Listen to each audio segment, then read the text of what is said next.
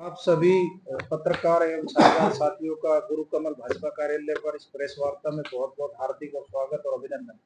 हमारे मध्य हमारे गुरुग्राम के माननीय जिलाध्यक्ष आदरणीय सर बेड़ा त्यागी जी, हमारे एनजीओ प्रकोष्ठ के प्रदेश के संयोजक और पूर्व में सीएसआर के चेयरमैन रहे आदरणीय बाबूजी भोदराज सीकरी जी हमारे मध्य हैं। इनका भी बहुत बहुत स्वागत अभिनंदन।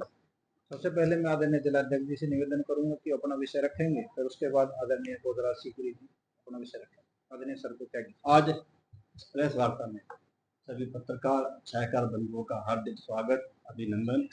मेरे साथ में एक राष्ट्र एक चुनाव का विभाग का काम देख रहे और हमारे बड़े वरिष्ठ और हम सबके मार्गदर्शन आदरणीय भोदराज सीकरी जी और जिले में उपाध्यक्ष अजीत यादव जी, दोनों का भी हार्दिक स्वागत अभिनंदन। एक राष्ट्र एक चुनाव, देश के यशस्वी प्रधानमंत्री ने विकसित भारत का जो सपना देखा है, उसके लिए एक राष्ट्र एक चुनाव होना बहुत जरूरी है। देश के संविधान के अनुसार जब पहला चुनाव 1951 और 52 में जब हुआ तो लोकसभा और विधानसभा के चुनाव एक साथ हुए। इसके बाद 1967 में जब सरकारें गिरी, क्षेत्रीय पार्टी बनी, तो उसके बाद में ये सारे चुनाव अलग अलग हुए। लेकिन विकसित भारत के लिए ये चुनाव होना बड़ा जरूरी है। अमूमन देश में हर 4 महीने में एक चुनाव होता है, चाहे वो लोकसभा का हो, चाहे वो विधानसभा का हो, चाहे वो किसी क्षेत्रीय पार्टी निगम का चुनाव होता है। और अनुमान ये मान के चलिए कि जब किसी प्रदेश का चुनाव होता है तो मिनिमम जो उसका जो खर्चा, जो बजट रहता है, वो 400 करोड़ रुपए के आसपास होता है, और जो बड़े प्रदेश है इससे भी ज्यादा उसका रहता है। देश में एक आम जनमानस की एक मुहिम बने एक राष्ट्र एक चुनाव की, जिससे सरकारी जो तंत्र है वो ज्यादा से ज्यादा देश के विकास में अपनी भागीदारिता करे। क्योंकि जब भी किसी प्रदेश में चुनाव होता है, जो राष्ट्रीय पार्टी के नेता है, चाहे प्रधानमंत्री जी हैं, चाहे कैबिनेट मिनिस्टर हैं या अन्य बड़े नेता हैं, वो दूसरे प्रदेशों में चुनाव प्रचार के लिए जाते हैं। और इससे कहीं ना कहीं जब भी चुनाव जब होता है तो आचार संहिता कभी लोकसभा की लग गई, कभी विधानसभा की लग गई, कभी निगम की लग गई। तो जब एक राष्ट्र और एक चुनाव जब होगा तो देश के विकास को एक नई गति मिलेगी। और जो नेता लोग हैं, जो राजनीतिक पार्टियों के जो कार्यकर्ता है, उनको चुनाव लड़ने का भी अवसर ज्यादा मिलेगा। बहुत बार आप लोगों ने देखा है कि एक व्यक्ति लोकसभा का चुनाव लड़ता है, जब वो हार जाता है तो उसको विधानसभा की टिकट मिलती है। तो जब एक समय में ये सारे चुनाव होंगे लोकसभा और विधानसभा के, तो कहीं ना कहीं अवसर भी ज्यादा मिलेंगे और जो देश का जो पैसा है वो विकास के काम में लगेगा।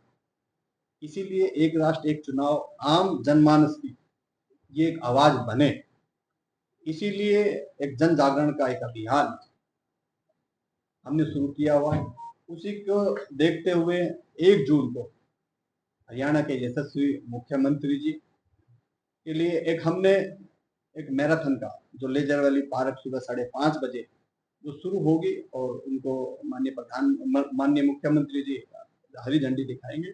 वो भी इसी एक जन जागरण के तहत एक 10,000 लोगों का कार्यक्रम, जिसमें आम जनमानस, पुलिस के बच्चे और सर्व समाज के लोग इसमें अपनी भागीदारी का सुनिश्चित करेंगे।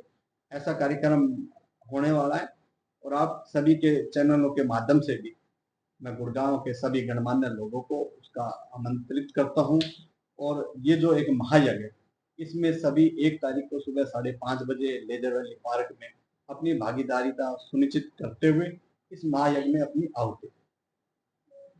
धन्यवाद आदरणीय अध्यक्ष जी। अब मैं निवेदन करूंगा जो हमारे कार्य योजना के विभाग के संयोजक है आदरणीय भोदराज सीकरी जी से कि वो पत्रकार साथियों को संबोधित करें। आदरणीय भोदराज सीकरी जी। सभी पत्रकार बंधुओं को प्रणाम।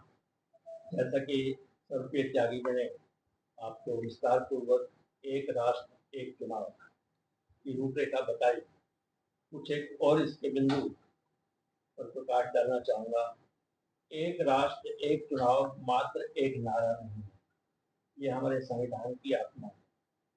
यदि आप इस विषय की गहराई में जाएंगे तो ये राष्ट्र हित में है और यदि आप इसकी और गहराई में जाएंगे, जो हमारे विरोधी दल के कुछ एक नेता, उदाहरण के तौर पे एनडीए के जो एक सबसे सीनियर नेता हैं शरद पवार जी, उन्होंने भी अपने विचार प्रकट किए थे कि इस राष्ट्र में एक राष्ट्र एक चुनाव होना चाहिए।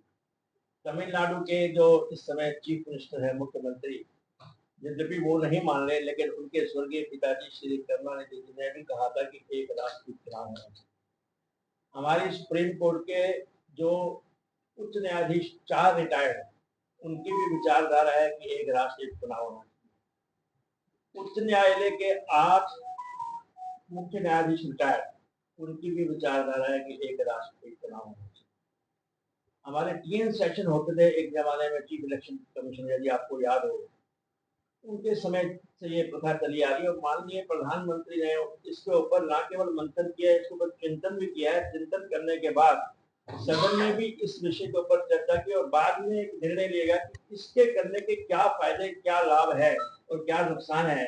इसके ऊपर चर्चा करने के लिए इसको, जैसा कि हमारे सर्वप्रिय त्यागी ने आपको संबोधन में बताया है, इसे जन क्रांति आंदोलन का रूप था कि एक एक व्यक्ति को, एक एक नागरिक को पता होना चाहिए, क्योंकि हमारे संविधान के अनुसार उनको अधिकार भी हैं, उनके हर नागरिक के कर्तव्य भी हैं।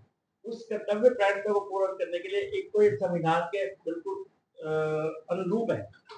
कई लोग इसका गलत अवधारणा बता रहे हैं कि ये संविधान के अनुरूप नहीं है, ये संविधान के अनुरूप है। दूसरी बात, आज पिछले चुनाव में अगर आप देखें, लोकसभा के जब मई 2024 में हुए थे, लगभग 1 लाख करोड़ रुपए खर्च हुए। इस देश का हर नागरिक, छोटे से छोटा नागरिक, एक छोटा दुकानदार, एक 3 व्हीलर वाला, कोई भी जीएसटी टैक्स पे करता है। यदि एक व्यक्ति जाकर के सुबह में ब्रेड लेने जाता है तो जीएसटी पे करके आता है, उसका भी इस इनकम के अंदर योगदान है। उस गाड़ी कमाई से इस प्रकार के पैसे का, जैसा अभी सब्जी ने कहा, लगभग औसत 400 करोड़ रुपए विधानसभा के होते हैं। तो 67 तक तो एक ही चुनाव का, बाद में किन्हीं कारणों से, किन्हीं राजनीतिक पार्टियों के कारण से ये अलग अलग हुआ। एक तो हमारे देश का संसाधन, दूसरी बात माननीय प्रधानमंत्री का कितना बहुमूल्य समय, जो उनका समय विकास के ऊपर लगना चाहिए, वो लगता है चुनाव के प्रचार के लिए, क्योंकि उनके लिए पार्टी भी उतनी महत्वपूर्ण है जितना सरकार चलाना। इसी प्रकार सारे केंद्र के मंत्री, राज्यों के मंत्री, तीनों पार्टी, सब पार्टियों के नेता इस काम में लग जाते हैं। सबसे बड़ी बात है कि जो जो परियोजनाएं पास की जाती हैं समय समय पे देश के हित में, उन परियोजनाओं को कुछ का रोक दिया जाता है। कारण क्या? आचार संहिता। इसके अतिरिक्त सरकारी तंत्र, आप देखो उन दिनों में सरकार के पदाधिकारी भी मजबूरी होती है उनकी, वही कहते हैं कि अब ये काम नहीं हो सकता। यदि इसी कारण ये जो एक भव्य कार्यक्रम पहली तारीख को हमने रखा है डेजर वैली के अंदर, 10,000 से अधिक लोगों का आना, उसमें विद्यार्थियों का आना, उसमें कॉलेज के स्टूडेंट का आना, बड़ों का आना, खिलाड़ियों का आना, नेताओं का आना, बहुत सारे योगाचार्य, उसका अभिप्राय है कि इसको जन क्रांति आंदोलन तभी दिया जा सकता है कि जब जन जन की आवाज हो। मैं इस विभाग का प्रमुख हूँ, हमने बहुत सारे यूनिवर्सिटीज और कॉलेज में प्रोग्राम किए हैं। लोगों के अंदर इतना उत्साह है क्योंकि उनको जागरूकता नहीं थी। ये जागरूकता अभियान है जो हमने पहली जून को कार्यक्रम रखा। ये जागरूकता अभियान है, इसके माध्यम से हम चाहते हैं कि देश का हर नागरिक मालूम हो कि इसके फायदे क्या है, पैसे की। अच्छा, एक मैं आपको और बताऊं, यदि ये सक्सेसफुल हो जाता है, ये प्रोजेक्ट सफल हो जाता है, 1.5% जीडीपी के अंदर ग्रोथ हो जाएगी। 1.5% कहना बहुत आसान है। यदि आप इस 1.5% को देखें, जो विकसित भारत का सपना हमारे माननीय प्रधानमंत्री ने 2047 का, वो पहले हो जाएगा। ये देश हित में, ये राष्ट्र हित में, आमदन में, पैसे की सेविंग और जो सरकारी ढांचा है उसके समय की, और जो सबसे बड़ा एक अंतिम जो मैं आपको पॉइंट बता रहा हूँ, लोकसभा के चुनाव में परसेंटेज अधिक थी, आप सब लोग इसके साक्षी थे। उसके बाद विधानसभा के चुनाव में वोटिंग परसेंटेज कम हो गई, निकाय के चुनाव में ड्रास्टिकली कम हो गई। कारण क्या है? कारण है उदासीनता। व्यक्ति बार बार एक ही काम के लिए जाकर के थक जाता है।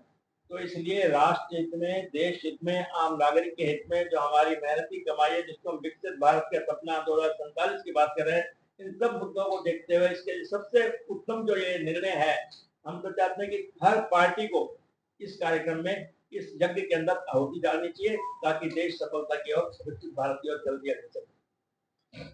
बुधराज जी दो चीजें एक एक करके